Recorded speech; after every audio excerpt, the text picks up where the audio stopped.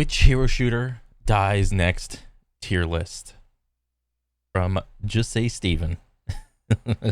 Which hero shooter game dies next? Let's start off with Overwatch 2 because I've never seen a Oh, community dang. be so gaslit into thinking that they actually enjoy a game. But when you actually talk to anybody who still plays Overwatch, they'll tell you that they stopped having fun with the game probably like 2 to 3 years ago. So the Yeah. So I kind of touched on this like previously in like other videos with like this game's dying, that game is dying, whatever. The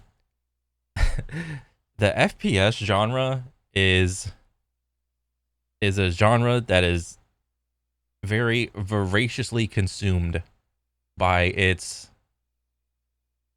I don't know, its audience.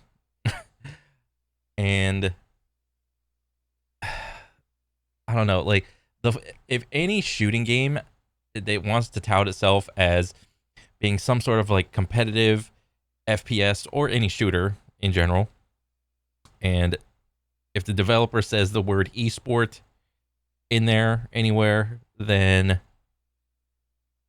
that's gonna attract a lot of people. Um, the entirety of the FPS genre is just, it's not in like dire straits, but I mean the finals just came out and the flaws in it are quickly being revealed, and the developer is actually coming out with like updates and balances and anti-cheat this, that, whatever very quickly, it seems. So it's very cool to see, and it's actually a breath of fresh air to see a developer meet the expectations of its audience very quickly. So that is crazy. But we're talking about Overwatch. I don't know if Overwatch can be killed because honestly, the gameplay is very crispy. The gameplay is very, the gunplay, the movement, depending on what character, it's very responsive. It's very accurate. You know, what do a lot of FPS bros do when they get their hands on a new FPS? They crank all the graphics down to get maximum performance. They get to amp up the FPS, the frames in the games. You know, you've heard that saying before, frames win games. And Overwatch does almost everything correctly. There was that little incident with the PvE that is not going to be there, but is only going to be there in like small little pie slices. It's going to be a shadow of what it used to be, and you're going to get charged out the ass for it. So that was one thing that is that the Overwatch players are not liking. But as far as the gameplay goes, it's very hit or miss. Like whenever you shoot your gun, it's very like spot on. There's enough customization there to, you know, for all your FPS needs and whatnot. But there is a considerable amount of, I mean, it is like a hero shooter, so there is going to be some degree of abilities slash visual clutter things going on in the game. You know, there's shields everywhere. Everyone's got a shield. Everyone's got a heal, so on and so forth. So there is that aspect of the game that is like, I mean, at least for me, like as a casual, I don't know, that aspect isn't too like appealing, but it is a very like cool game to play. It's very responsive, and anytime, like I have mostly had good experiences with it, but I would not want to push that game. I would not want to climb the ladder in that game at all. But let's see what else you got to say. Despite the fact that Overwatch was controlling the hero shooter genre at one point and they had one of the biggest esports leagues, well, they just messed up, man. Controversy after controversy. Yeah. Blizzard just kept messing up nonstop. And let's not even get started about the official developer sanctioned Overwatch League. Yeah, they just ditched that. $20 million buy-in for a slot. Get the heck out of here, dude. Talk about exclusion or inclusion. What are you trying to do with your game? You trying to exclude everybody or include everybody with that $20 million buy-in slot? the bait and switch that was called Overwatch 2 because, well, where's that You mean Overwatch 1.1? PvE content, man. Normally I would just put Overwatch on the dead tier alongside its PvE content, but realistically speaking, the fans are just so dedicated for some reason, I don't even know why, that I just have to put it at the not unkillable tier, but at a no problem of dying anytime soon. Oh my god. Now let's talk about Farlight 84, because a lot of people Okay, I have no idea what Farlight 84 is. I think I heard about it for like a week, briefly, and then I was like, oh, this looks alright, and then I just became disinterested. surprisingly have never heard about this game, but it's such a popular game on both PC and mobile, and the best way to describe Farlight 84 is like a third-person Apex Legends. You get the aesthetics and the dystopian vibes of Apex Legends, but with a Fortnite PvE in a battle royale, and the game revolves around burst movements using your jetpack either vertically or Ooh, it's got the movement. I do like the movement. horizontally, and of course you got different heroes with different abilities. My favorite one's obviously the one that looks like a duck, because why wouldn't you want to pick the duck, let's be honest here. And honestly speaking, for a game that released in 2023, so late into the battle royale genre, it's doing numbers, man. It's doing Oh wow, that's actually crazy. Farlight 84. I wonder why I haven't ever like picked this game up. really well. So if you have a love-hate relationship with Apex Legends, you love the game but hate to play it, Farlight 84 seems like a really good option for you. And I don't necessarily see this game dying anytime soon, because when the game came out, the game popped off hard and it's been able to maintain its numbers too. So we'll just have to wait and see what happens, but it's all It's the, like, how many vehicles are in this game? Is this like the only thing? I don't know. It's like third person Apex with a bunch of extra stuff. It seems like, I don't know. I can't really critique the game because I never played it, but I mean, it looks decent. It's got a lot of movement, and more movement is always cool in my opinion. also, you know, not unkillable either. So surprisingly enough, we're putting this one right next to Overwatch 2. Now we have to talk about one of the most disappointing experiences I got to play with games, and it's Rogue Company. This game unfortunately got high-resed. That means that the game released, it got a bunch of hype, and then about 2 to 3 months later, it was dead. No one was talking about it, man. I specifically remember that. What happened to this? Oh wait, I do distinctly remember this game. Oh, I think I do. What was it? Like, it seems, I don't know exactly what the issue is with a lot of these like hero shooters.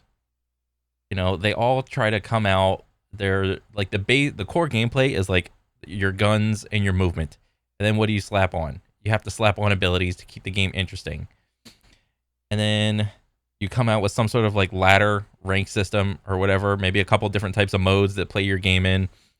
You try to maintain some level of competitive integrity, but I probably wouldn't be wrong in saying that a lot of these games, there were probably a lot of cheaters in these games. And when the game doesn't have a good anti-cheat, that is just a recipe for disaster for your shooting game. Dr. Disrespect made a map on this game. They had a skin about him as well, and everyone was like super hyped when he was playing it, but then like literally everyone just abandoned it. It's a tactical shooter game that was inspired by CSGO, but it's in a third-person setting, and you have different heroes, different third-person tactical shooter. Anytime I play a shooter with third person, I just want to move my character more. But if it still had that what do you call it? That whole you have to stand still and shoot thing to have like an accurate crosshair, I probably would have been out. Those type of games I just can't do, like CS or Val. I'm just like, nope.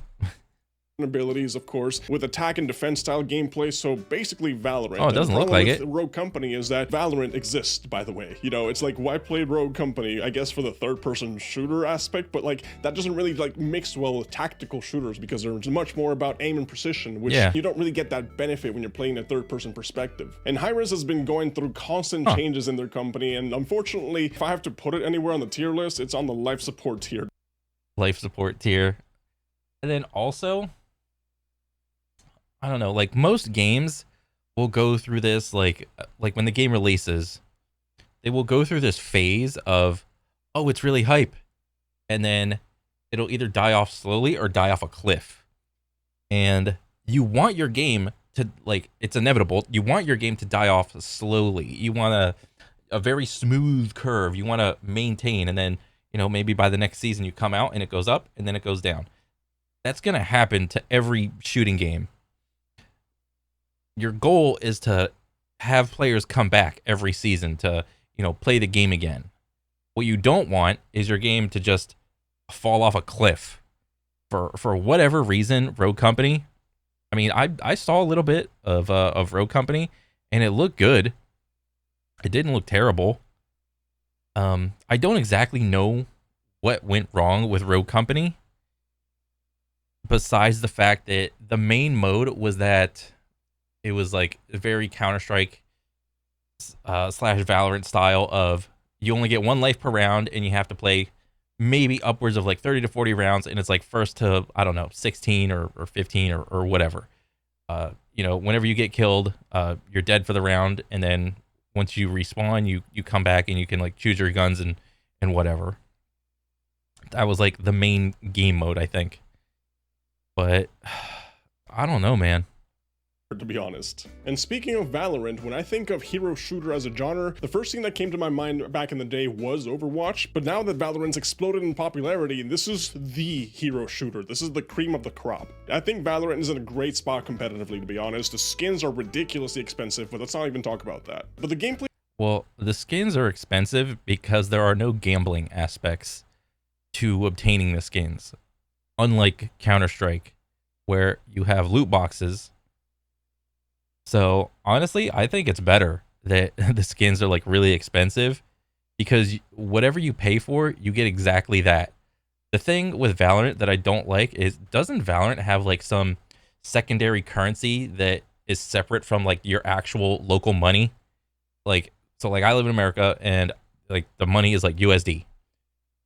The prices on the guns, I don't think are in USD. It's in some currency where like you pay money, you obtain like some like V-Bucks or some shit, and it's like, oh, you pay $30 and maybe you get like 3,000 dollary dues.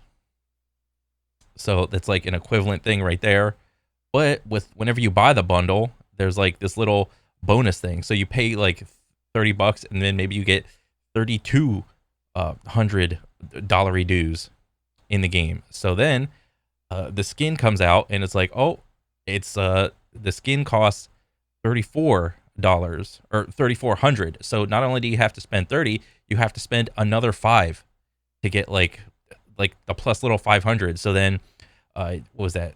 32 plus 5, that's 37. So you spend 34. So then you have $300, 300 little coin things left over. So then you're just like, oh, there's $3 just sitting there. Well, I can't just let it sit there.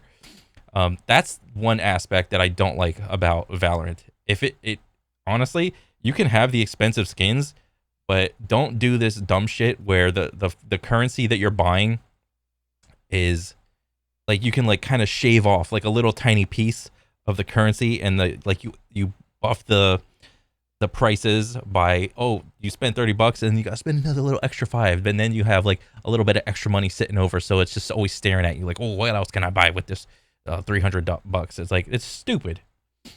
Whatever the price of the skin is exactly, you pay that money exactly. That's what it should be. Is tactical and it's snappy and it's really fun to watch as an esport, and the way that they introduce goofy elemental hero abilities into a serious tactical shooter genre really just adds layers into the game, other than just like who can shoot the gun better. And this is coming from a guy who doesn't actively play Valorant right now. I have hours on Valorant, but I really wouldn't consider myself a tryhard, nor do I want to enter that toxicity of competitive gameplay in the first place. Yeah, well, once you start climbing the ranks, and the toxicity starts even in like bronze or whatever, it's crazy, dude. And also I would like to say that the Valorant art style is very appealing to the masses.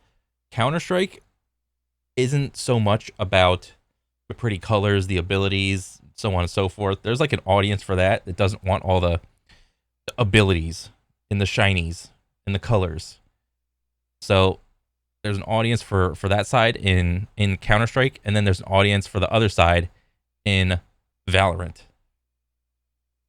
But I do recognize a good game when I see it, and I think that Valorant right now is definitely on the unkillable tier. This is just not going anywhere. But you know which game actually literally went nowhere? Ooh. Gundam Evolution. This thing basically died in a year. It's not to say that Gundam itself is a bad franchise, they just have a really bad track record when it comes to releasing games. But coming in to compete in the hero shooter genre, the game was actually kind of fun to play, to be honest. It was really enjoyable. But you know, it came out at the same time that Overwatch 2 was announced, so that kind of just spelled bad timing for the game. A lot of people were also calling the game pay to win. I didn't get the chance to play the game for too long myself. I played it. What? This game was pay to win?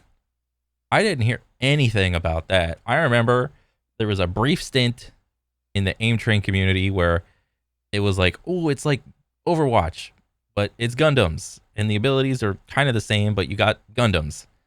And all the Aim Train bros were playing this for a little bit, and I thought it was pretty cool. I don't exactly, like, it's like just Diet Overwatch, essentially, is all I can say. I didn't play it, but I just watched a little bit of it. But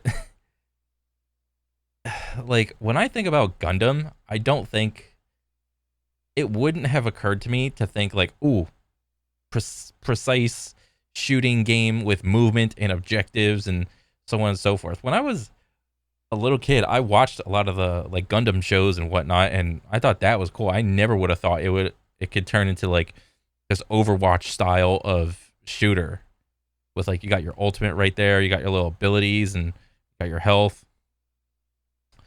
But yeah, man, I don't know what happened to this.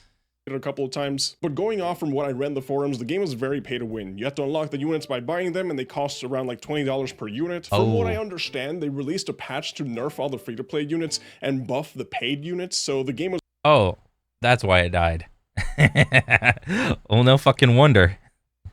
Heavily incentivizing people who are playing the game and paying for the units rather than just like the free-to-play people. So their monetization model was just really whack. And I totally— yep, that's another bullet point to keep in your little folder. If the game is pay to win, Jesus, that game is not gonna do well. At least in America, all right? It might be different in like other countries, but as soon as word gets out that the game is pay to win, let's say you release the game and then players start chewing through the content in the game, and then all of a sudden they get to the end game and then they realize, oh my gosh, I have to buy this thing from the store, or like I buy the thing and then this Gundam or whatever, the weapons are like stronger than the other weapons and whatnot. It's like, oh, once people get that the first little bit and they start telling their friends about it, they start making YouTube videos about it, it's like, your game's pretty much dead, man. Understand why the game really didn't survive. Even though the marketing on the game was leaning really big on esports and competitive game, the only people who really ended up sticking around for the game were just like the casual fans who just love Gundam as a whole. But unfortunately, that wasn't enough to sustain the game, and the studio shut down Gundam Evolution literally yesterday at the time of me recording this video. Oh shit. So this one kind of just ranks itself. This one's very— oh, it's just straight dead. It's DED dead. dead on the tier list. Alright, so now we have to talk about one of the other two unkillable tiers on this tier list. These hero shooters will live on until the heat death of the universe, Rainbow Six Siege. Alright, so Rainbow Six Siege. Oh my gosh. This, I really like this. Like if there's a Rainbow Six tournament going on sometime, like I don't really know what's going on, but I can kind of tell what's going on. I think the game is crossplay, so you do have a little bit of that M&K versus controller thing going on.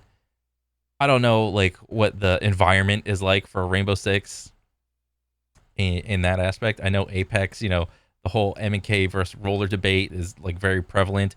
I don't know how prevalent it is in like R6. But it's very fun to watch. It's like, you got, what is this? 1, 2, 3, 4. You got, it's like a 5v5 thing, and like the scene is essentially like a house, a piece of property, or something like that, like a building. And so when people watch this, people can wrap their head around what's going on because the arena is so small. It's almost, I would say, it's very intimate. And especially when you have this like tournament view, you like with this outline, you can tell that like, oh, this is either his teammate or like a bad guy behind this wall. And it's like, oh, is this guy crouching, and so on and so forth. And you can, as an audience member, I would say it's pretty easy to watch a Rainbow Six Siege like match. Like, oh, this guy just barricaded this. He probably can't do anything unless he's got like something to counter this or whatever. And then you can like shoot holes through the walls, you can shoot holes through the ceilings, and so on and so forth. So the meta is like never really solved, more or less. I really like watching like Rainbow Six Siege. Before that, I would like to formally apologize to my friend Steven, who bought me the game for $20 back in the day, just so that we could play together, and I never really played it. I have like maybe like 10 hours total on Rainbow Six Siege. Dude, my bad. But the one thing I don't like about Rainbow Six is the leaning. If your shooter has leaning, I'm just not really attracted to it, because I don't know, for me, like my hands are like kind of small. And so like normal movement in a shooter is like WASD, and then the lean feature will be like Q and E. So you want me to move my character with like the 3 fingers, and then you want me to lean on top of it. So you're trying to like make me mash 2 buttons like with 1 finger, at least on like mouse and key. So it's not very what do you call it, intuitive for me whenever a game has like leaning in it. I mean, yes, I understand the advantages of leaning, but I don't know. That's why I said I like watching it as opposed to playing it. regardless of that, this game is heavily carried by the content creator community. Of course, the game doesn't really have heroes. It has operators, and they all have different abilities, and it's all about, you know, tactical hero shooting, of course. But just YouTube search Siege funny moments. This game will never die, because people really just play this game and just use it as background fodder to just be able to just talk and have fun and, you know, create funny moments. But that's apart from the fact that it also has a really popular competitive esports scene. Like, this game is like multifaceted. You can use it to have fun, you can go serious on it, you can go pretty toxic and, you know, just be very degenerate with it. You know, pick your poison, do what you want with it. Yeah, but this game is technically unkillable. I really like the fact that he brought up either the hardcore side of it and also the casual side of it. A game that can have those two aspects of easy to learn, hard to master is going to be a success easily. Even though I got caught lacking with the game, I still have to recognize the fact that it's just a huge wave of momentum when it comes to popularity, and it's really not going anywhere, man. So yeah, Rainbow Six Siege, unkillable tier. All right, let's talk about the OG hero shooter, the one that Overwatch took a good look and said, yo bro, that's actually a cool concept, mind if I borrow it? Oh, Team Fortress 2. This game has been around for so long, and it still has so many players. The fan base is just rabid, it's huge, and it's dedicated. This game has... I never played Team Fortress because when this game first came out, I just didn't have a computer. I wasn't a computer bro. I was probably still like a console bro at the time. And I don't know, I just missed out essentially on Team Fortress 2. I do remember like popping onto YouTube a lot of the times and seeing like random Team Fortress vids being recommended to me because at the time the content was just popping off. And it's just a good game. So many concurrent players, it's ridiculous for a game that's over 15 years old. You have different memorable classes. Of course, I have to main the spy because What's really cool about Team Fortress is they did not lean into the realistic side of like graphics and whatnot. They just leaned into the what do you call it? The artistic style of the like kind of cartoony look. And whenever you do that, you can kind of extend the visual aesthetics of the game whenever you make it cartoony, because you can't really tamp down the exact time when the game was made. So it's like, oh, this game looks like the graphics, like these are like great graphics for FPS. Like you want like pretty like bland background, very simplistic like shapes and whatnot, so that way the characters stick out. You know, all the characters seem to have like some sort of like red aspect to them, so you can easily tell like, oh, there's a good amount of like detail. It's like, oh, the character sticks out against this like plain background and whatnot. So it's very well designed. Just love playing Spy in Team Fortress 2, but unfortunately the game has a really big issue with bots at the moment, and Valve just refuses to do anything about it, man. Bots? Wait, the game just has bots in it? Why would a a game like this have bots in it? That's so weird. Like, is there like a ranked ladder for this game? Like, when you say bots, to me, I'm thinking like MMOs. Like, oh, there's bots farming gold and whatnot. But I never would have thought, like, I know like Fortnite has bots in it to like just fill the lobbies and whatnot, because the skill creep of the game is just so like exponentially large. Is it the same thing with this game, since the skill creep is just so large that like a new player trying to play this game, it like cannot compete with like a veteran player, so they have to fill like these low tier lobbies or whatever with bots? Huh. I did not know that. Has practically abandoned the game, but the players still get in and run community servers to play every day. And the spirit of this old ass game really is just thriving. It really reminds me of Super Smash Bros. Melee, a game that's entirely just held up by the community at this point. This game can easily outlive every other single hero shooter in this list, but unfortunately, if Valve cannot step in and save it from the overwhelming bot problem that's going through right now, I don't feel comfortable saying that it's unkillable, so it's definitely— Well, why would Valve step in? Valve is just killing it on every other aspect of its business model. This is like Team Fortress, yes, is like a stable game, but if Team Fortress dies, Valve is still Valve. Definitely at a no problem dying, but it's not top tier, unkillable god tier. Alright, so now to talk about the perfect sweet spot between the fun, kooky chaos that is Team Fortress 2 and the serious competitive aspect that is Overwatch 2, alright? So we're talking about the game called Paladins. So in my humble opinion— I remember this game. It's kind of crazy. Like you saying all these games is just bringing me like back like 10 years or so. I remember trying to play Paladins on my beater laptop, and then I think I was playing it on my bed, and I think I had like a beanbag chair, but I wasn't playing with controller. I had like some mouse pad I tried to like play on top of a book with, and I tried to be like an aim bro with like on like playing with a mouse pad on top of a book. I don't know what the hell I was thinking.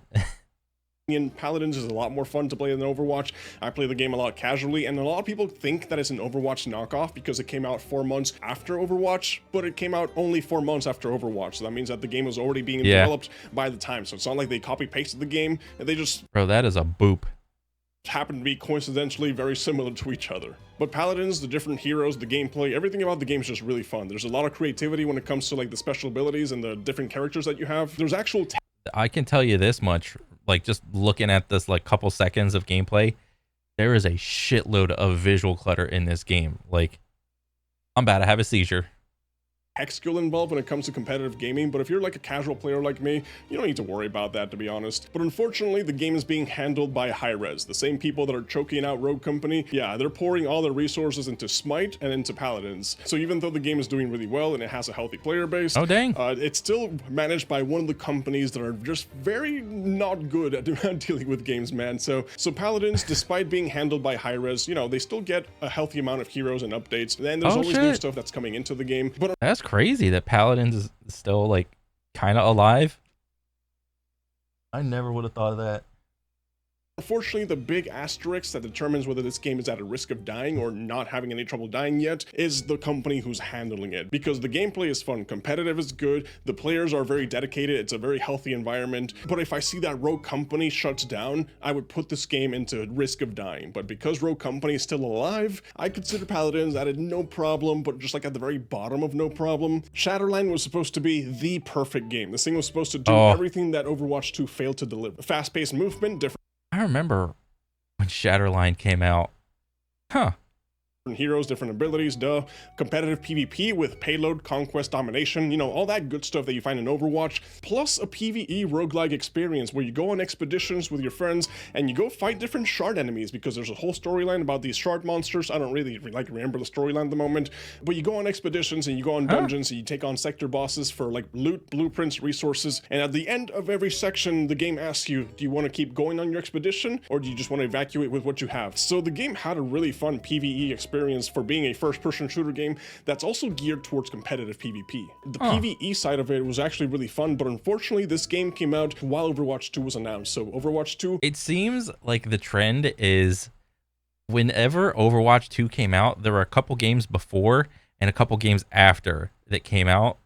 But since at the time Overwatch was like under the Blizzard name when it was like popping off, it was so huge. It's like it literally just dwarfed everything else.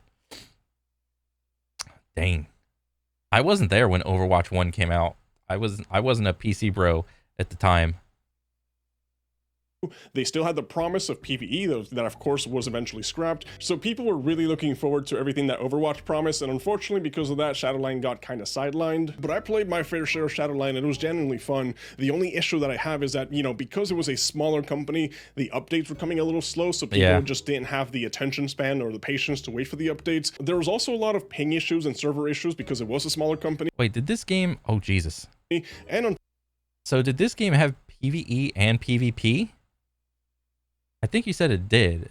So, I mean, that's how Fortnite started out. When Fortnite first came out, it was like exclusively like some like building game, like where you just like, it was like a horde defense thing, if I remember correctly. Like you just like you build your little base and then just enemies just come at you all the time. And it did like okay, but when the Fortnite Battle Royale aspect came out, that's when it started popping off.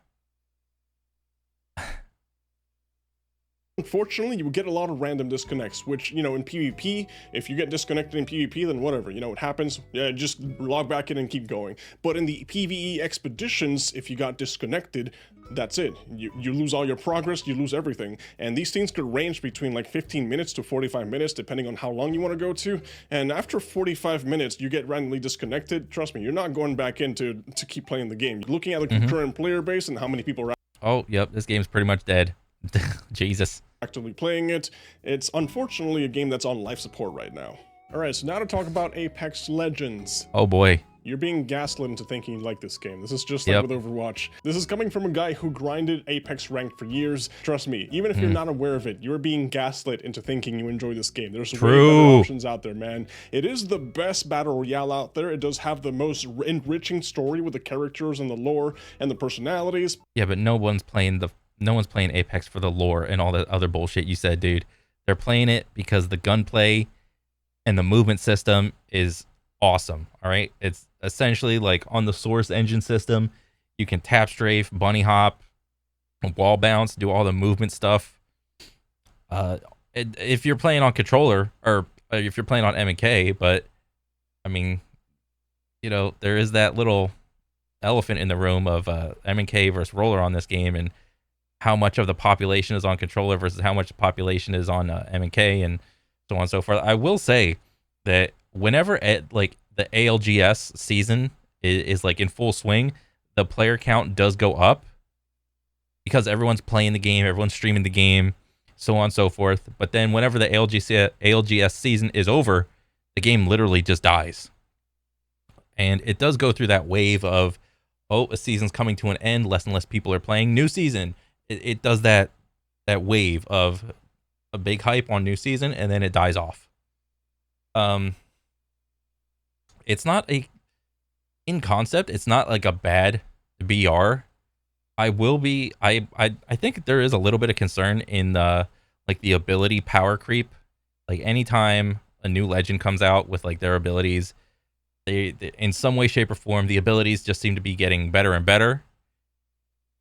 And there wasn't there like some quote that some dev said that they're like, at the core, this is going to be like, we want your gun skill to be like the most impactful over any abilities. But, you know, if history, you know, if we go off of history, it's like there's whenever a new legend comes out, it's always the abilities that are the make or break of it.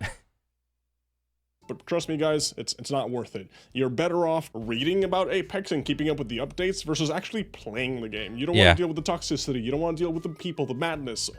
Yeah, the game has been out for a couple years now, and again, it suffers the same thing in that there is a skill creep in the player base. So there's like that big lump in the middle of like where most people are at, which is like gold/platinum. And then after that, there's like a huge fall off of like diamond, master, over there. And then, most people are probably like bronze, silver, gold, platinum around there. But everything else is like, if you try to grind the ladder on this game, it's so hard. And like, you literally have to 3-stack. Like, you have to have like 2 other friends to play with. This game is horrible to play solo queue. It is absolutely a nightmare. You don't want to deal with any of that, guys. But unfortunately, you will. I will say Apex does have like the best ping system in a lot of these games. That's the sad reality of it, and unfortunately, because of that, this game is damn near unkillable at this point, so we're just putting it at the unkillable part of... I probably wouldn't have put it at unkillable. It is like a little bit on the downtrend right now, but I probably would have put it in no problem. But that's just me. Tier list as well. Alright, so now this is a game you guys have probably never heard of, or if you have, it's because you're probably over 30 Quake. or 40 years old. It's called Quake Champions. It's an old school boomer shooter game that's been on life support for years now. This is actually one of the first games that started streaming on Twitch, and even though the game's not technically dead, it's dying, and every day it just keeps dying a little more. So this thing... Yeah, and just recently, the Quake tournament series, or I forgot what the name of it was called, like the big one, they just like ended it recently. Like, it's canceled, and a lot of the pro players are just like, oh, I don't know what to do now. But they did say there's gonna be like still like smaller tournaments, but nothing as big as like what it was. Quake is like the quintessential aim over everything else type of game, with its like gameplay, its movement. Like, I played Quake Champs for a little bit, and when I played it, I was like horrible at shooting and M&K stuff, but it was fun enough. Yeah, and then again, the skill creep in this game is just massive. It's just waiting to be put out of its misery at this point. Quake used to be one of the OGs in esports because it's a very fast-paced game, it's extremely competitive, and when Quake Champions released this new series where you can actually play as different heroes with different abilities, there was a lot of press and marketing for tournaments being hosted and a lot of cash prizes being given out, but year after year, the game just keeps, falling off even harder. Well, the game was probably falling off because it's a very mechanically intense type of game. There's no abilities in there to bridge the skill gap of a casual player and, I don't know, maybe like a regular type of person that plays the game every day. There's nothing to help this casual player like perform better in the game if they want to like start to grind, I don't know, the rank. I don't know, does Quake have like a ranked ladder? I don't remember if they did, but it's kind of hard. Like, when I played Quake, I didn't understand the game loop. I had to watch like a couple tournaments, a couple YouTube videos to try to understand what you're supposed to be doing. Like, in these 1v1 situations, I didn't know that you're supposed to be like running around collecting all your resources to like max out your shield and your health, and then get your favorite gun of either the rail, the rocket launcher, or what's the fucking electric gun, that like the hit scan gun, whatever that gun is, like the tracking gun. You get one of those 3 guns, and then you're supposed to try to like you're poking your enemy down, and you're trying to stop them and cut them off from getting more resources. And then once you feel like you're good, you just go in for a kill. I didn't know that was the game loop. And then maybe you have like a 1 or 2 ability. I think you only have like 1 ability in this game, but other than that, it's all gun skill. Like, there's barely anything going on with it. Oh, jeez. Now. And this, I think, is because the fast-paced arena boomer shooter genre is just dying out, and people are just, preferring to go with battle royales, which, everyone's playing battle royales these days. Yeah, everybody's playing BRs because random is fun and consistent is not fun. So I think it's just something that has to do with the shift in times versus, the game being bad. Because the game, like I've said, I started streaming it and it's actually really fun. But, yeah, it's not what the kids these days are playing. And no. It doesn't help that the game has like over 10 different game modes. So it's already splitting the very small player base that it has. Bro, adding game modes doesn't split the player base. Adding game modes just... like, you can, like, what is this? Team Deathmatch, Insta-Gib, Sacrifice, Capture the Flag, Unholy Trinity, Impulse 9, Clan Arena. Oh, and they do have ranked. Okay. Having a bunch of modes in your shooting game, in my opinion, this is just an opinion, it doesn't really. I mean, yes, in some way it splits the player base, but at the end of the day, when you're a developer, you want more people playing your game than less people. Like, what would be a better situation for the developer? Having just like this, let's say this game was only deathmatch. Like all these little tick boxes aren't even here, and it's only deathmatch 1v1, and there's like a ranked, and there's no custom match, and then there's practice. It's like practice, deathmatch, ranked. How many people would be playing this game? Way less than probably if there were like all these other modes that like in the game. Like I'm pretty sure there's probably people that have probably played some other game modes but have not played any other game modes because they're just not appealing to them.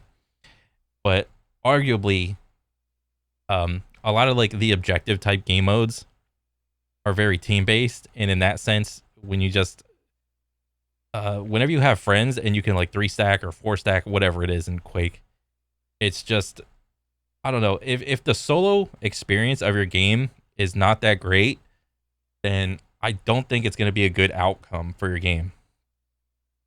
But I mean, unlike in Quake, you know, you could like, I think you was deathmatch 1v1. I don't remember because I never played it. All I ever did was play TDM because, you know, that was just me at the time. So it comes down to the core gameplay mechanics. Yes, it's very like mechanically intense, and yes, the like with the bee hopping and all that is it's like a learned skill that you have to like practice at, and kids don't like to practice. It's more of a like you said, a boomer shooter. Yeah. Into so many different directions. The game is just it's not dead, like I mentioned, but it is on life support. This thing is about to die. And lastly, we have Dirty Bomb. This game is a zombie at this point. It's been around for so long, since what? Okay, I've never heard of this game. 2013, and it just refuses to die. I'm not saying it's a bad game. I got the chance to play the game and it was very fun, but you know, I feel like it's just in a world where there's so much competition for so many different hero shooters, this one seems kind of outdated. It's been running on maintenance mode since 2018, so there has been no innovation on it, but the game genuinely feels interesting. The concept is where you have your operators into little trading cards, and that's how you can have your loadouts ready, basically. And the game has payload, it has plant the bomb, it has attackers and defenders, you know, your typical Counter-Strike-ish Overwatch kind of game. And fun fact, the game used to be called Dirty Bomb, and then people decided, the developers were like, let's call it Extraction instead. But then they decided to just go like, you know what, Extraction kind of cringe, and then just went back to Dirty Bomb. And I think that Dirty Bomb itself is just kind of, it's just a pretty weird name, to be honest. It's kind of funny. Yeah. And if I have to give this game a rating, it's not okay. I've never played that game at all, so it seems like it's a shooter that doesn't know what it wants to be, is what it seems like. Dead, like I mentioned. It's on life support, just like so many other games on this tier list. But yeah, this is the entire tier list, guys. Let me know what you guys think in the comment, and I'll catch you guys on the next one. Oh man, that was a good video. I liked it. I mean, it seems like BRs and hero shooters are the new hotness as far as like shooting games go, and it doesn't seem that they're gonna be going anywhere anytime soon. But yeah, I mean, I liked the video. You examine everything, and it was cool, man. I liked it, definitely, and I want to see more. But yeah, that's pretty much it for me. I'll catch you guys on the next one. Later.